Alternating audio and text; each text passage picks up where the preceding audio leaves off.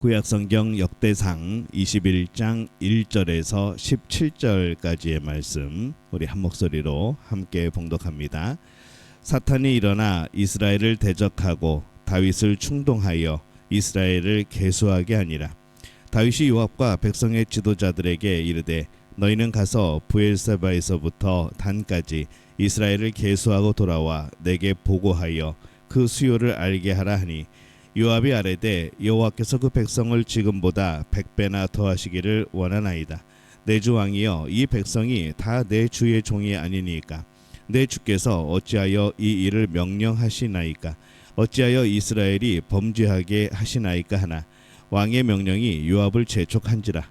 드디어 요압이 떠나 이스라엘 땅에 두루 다닌 후에 예루살렘으로 돌아와 요압이 백성의 수요를 다윗에게 보고하니 이스라엘 중에 칼을 뺄 만한 자가 110만 명이요 유다 중에 칼을 뺄 만한 자가 47만 명이라. 요압이 왕의 명령을 마땅치 않게 여겨 레위와 베냐민 사람은 계수하지 아니하였더라. 하나님이 이 일을 악하게 여기사 이스라엘을 치심해 다윗이 하나님께 아뢰되 내가 이 일을 행함으로 큰 죄를 범하였나이다. 이제 간구하옵나니 종의 죄를 용서하여 주옵소서. 내가 심히 미련하게 행하였나이다 하니라.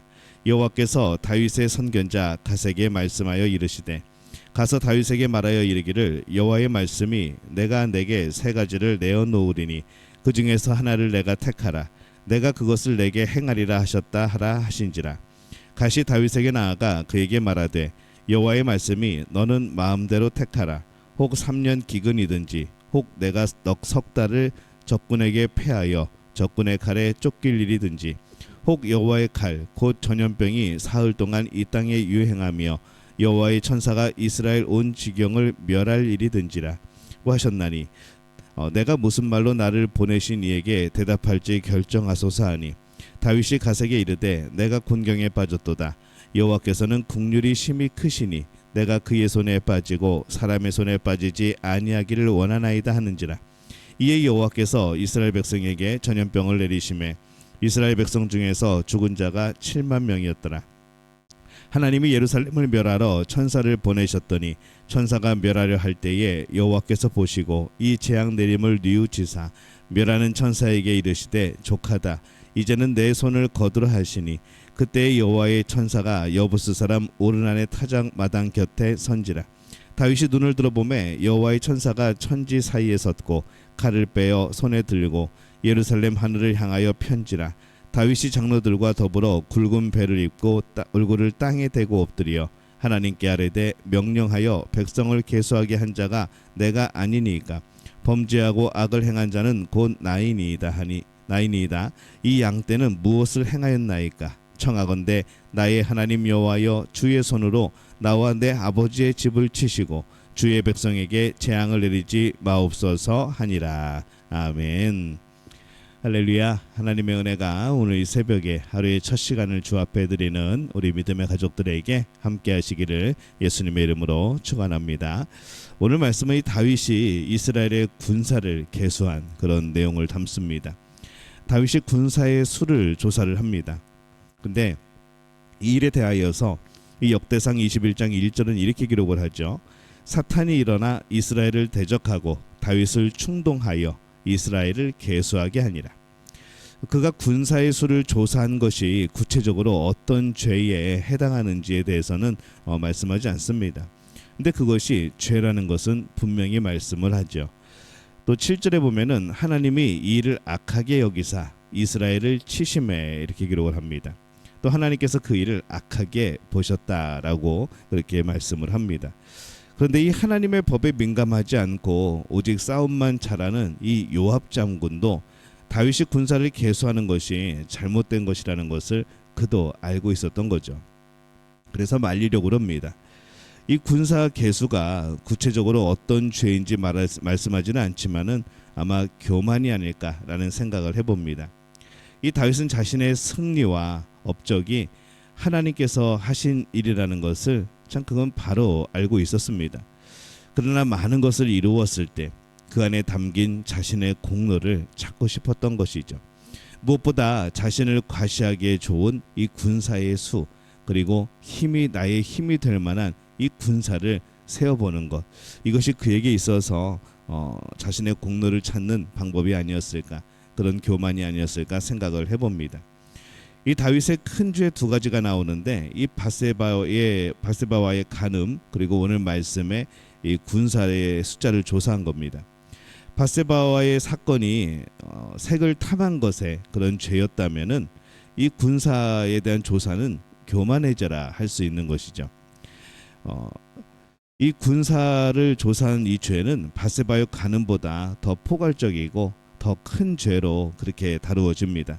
그런데 이 다윗의 이 커다란 죄에 대한 내용이 어떤 상황과 문맥에서 이야기되고 있는지를 좀 볼 필요가 있습니다.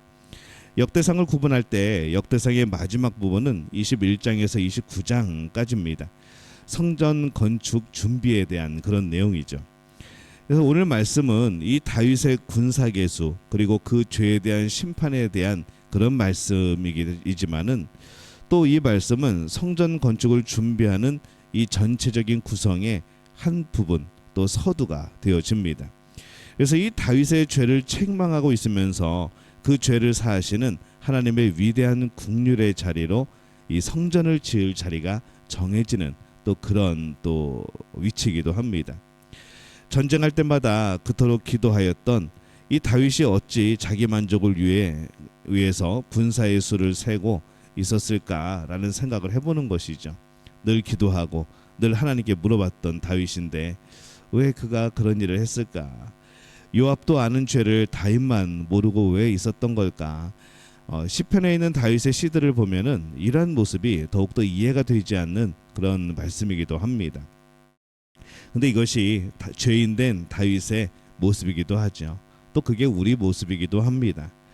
우리는 죄와 싸워야 하고 또 이겨야 됩니다. 그런데 때로는 뒤돌아보면 참 이해도 안 되고 말도 안 되게 부끄러운 죄들을 지은 우리들의 모습이 있는 것이죠. 그 죄는 마치 폭탄과 같아서 회상하면 회상할수록, 돌이켜보면 돌이켜볼수록 마음이 괴로워지는 겁니다. 다윗에게도 그런 죄가 있는 거죠. 다윗도 그러한데 우리는 얼마나 또 죄 가운데 있었겠습니까? 이해받지 못할 많은 죄를 행하였고 지금도 행하고 있는 겁니다. 그래서 두렵고 떨림으로 내 자신을 살펴야 하는 것이죠.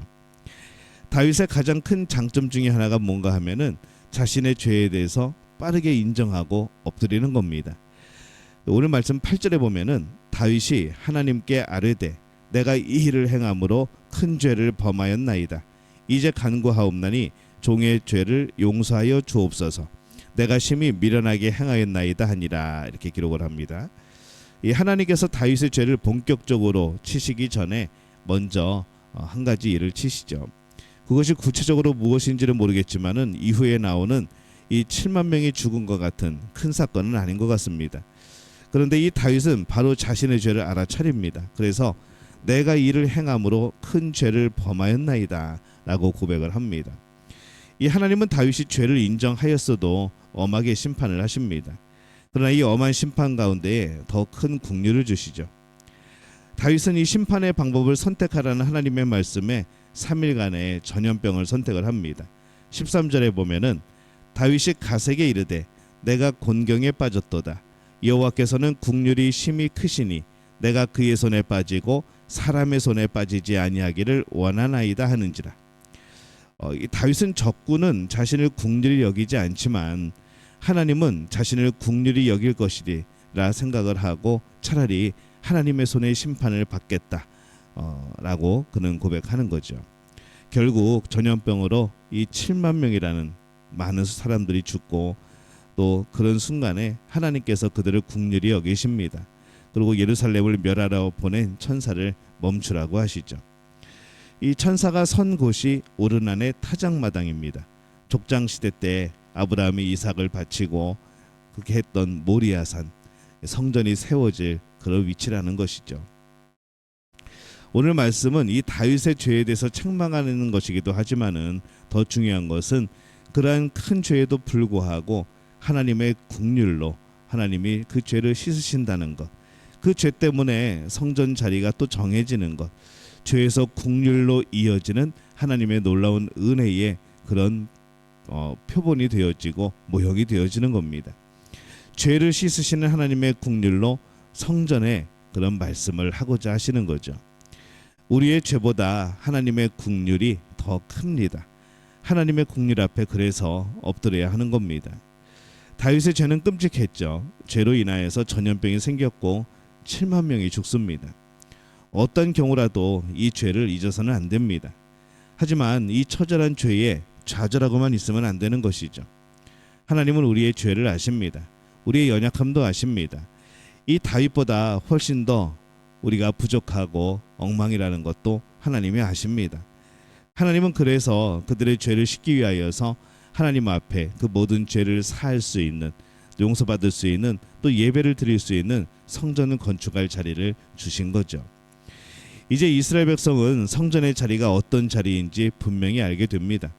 성전은 그들의 처절한 죄, 또 그것을 용서하시는 하나님의 긍휼을 동시에 기억하는 자리가 되어지는 겁니다. 모든 희생자사의 원형 예수 그리스도, 우리의 죄를 책망하시고 긍휼히 여기셔서 또 씻으시는 그 놀라운 일들, 우리는 이 죄와 싸우고 이겨야 하지만은 때로는 죄 한가운데에서 발가벗겨져 있는, 이 죄에 대해서 발가벗겨져 있는 내 자신을 발견하기도 합니다. 그때 우리는 하나님의 긍휼을 구하는 것이죠. 그때라도 엎드려만 있지 말고, 쓰러져만 있지 말고 하나님의 긍휼을 의지하여서 하나님께 나아가야 됩니다. 눈물을 흘리면서 그래도 하나님께 나아가야 되는 것이죠.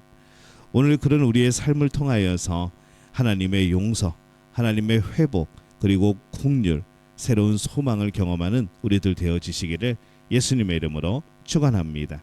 기도하겠습니다. 하나님, 은혜와 사랑에 감사를 드립니다.